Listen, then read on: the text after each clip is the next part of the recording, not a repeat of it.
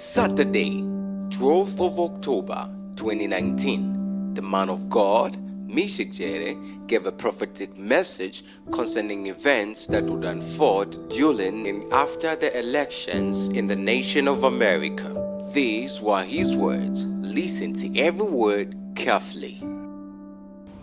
I saw people in the streets protesting against the President of the United States of America. I'm seeing strong divisions that are going to come to the nation of America. I'm seeing two groups. The other ones who support the president, the other ones who not support him. And I saw this creating confusion and commotion in the nation of America. This can lead into a protest, violent protest. And I saw this affecting the nation of America. So I want us to pray for the nation of America. Let's pray for peace as they head towards to the election. It is hard to put into words what exactly we witnessed today because we've not seen this before.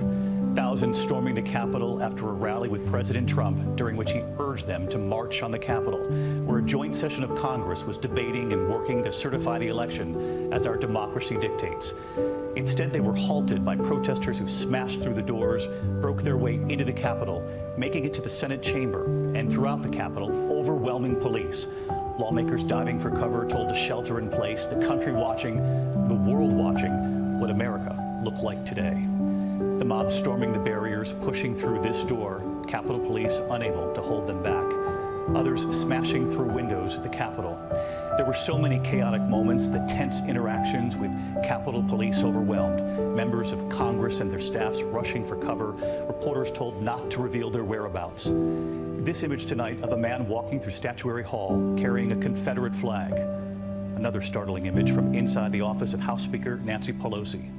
Some trying to breach the House chamber, armed security barricading the door, keeping them out.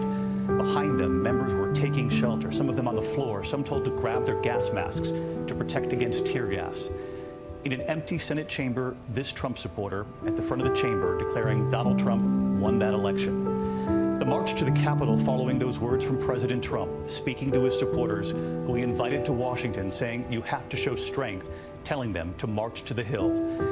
And as nightfall approached tonight, the heavy presence, the National Guard joining local police and the FBI, the curfew now in effect.